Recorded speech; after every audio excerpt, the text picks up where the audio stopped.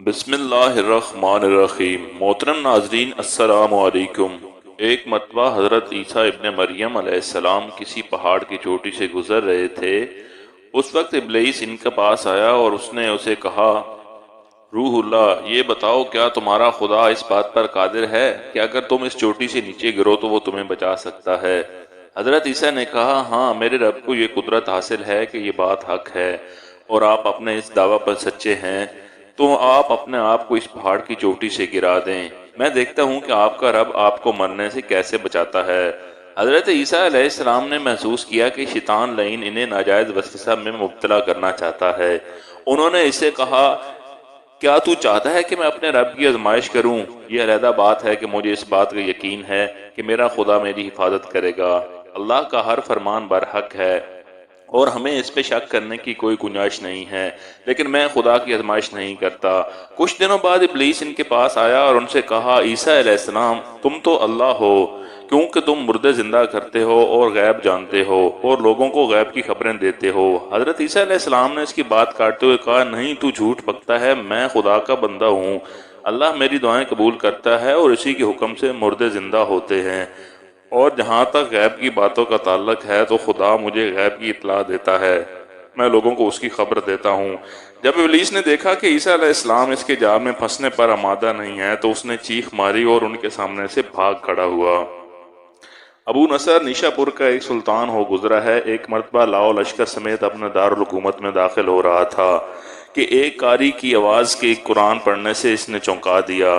قاری نے دلسوز آواز میں سورہ ال عمران کی آیت نمبر 26 کی تلاوت کی، جس کا ترجمہ یہ ہے، آپ کہہ دیں کہ اے اللہ، تو ہی مالک الملک ہے، جو جسے چاہے سلطنت عطا کرے اور جسے چاہے سلطنت چھین لے، اور جسے چاہے عزت دے اور جسے چاہے ذلت دے، تمام بھلائی تیرے ہاتھ میں ہے، تو ہر چیز پر قدرت رکھتا ہے۔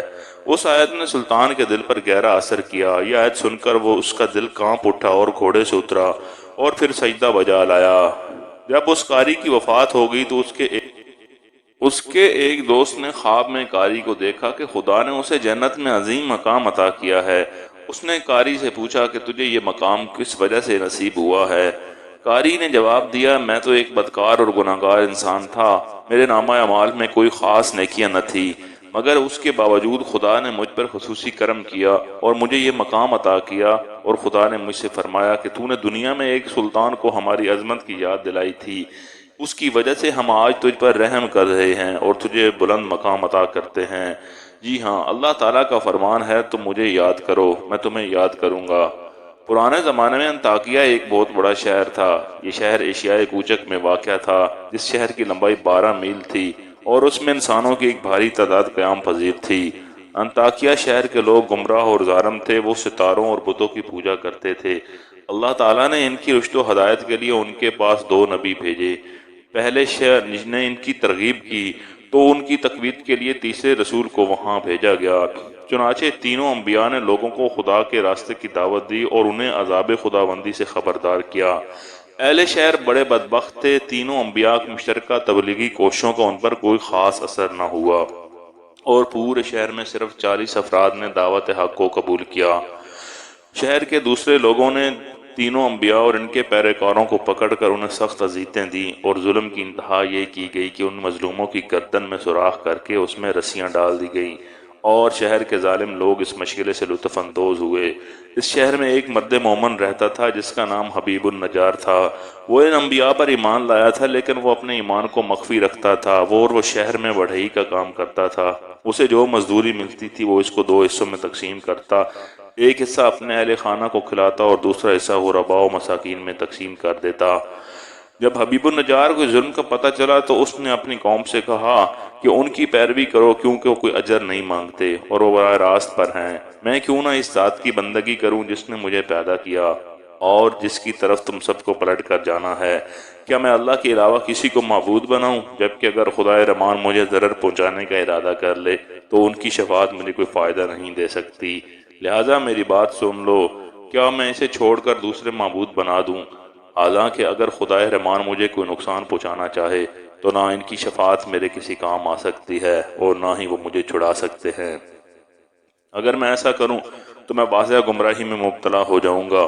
میں تمہارے رب پر ایمان لے آیا، تم بھی میری بات مان لو۔ لیکن ظالم لوگوں نے ان کی بات پر کان نہ دھرے اور ان کی نصیحت سن کر خواب غفلت سے بیدار نہ ہوئے، بلکہ ظالم درندے یکدم اس پر ٹوٹ پڑے اور بیچارے کو اتنا مارا کہ اس کی آنتیں باہر نکل آئیں۔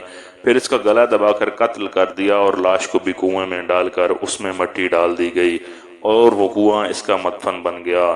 بعض روایات کے مطابق ظالموں نے اسے پکڑ کر آری سے 2 حصوں میں تقسیم کیا تھا۔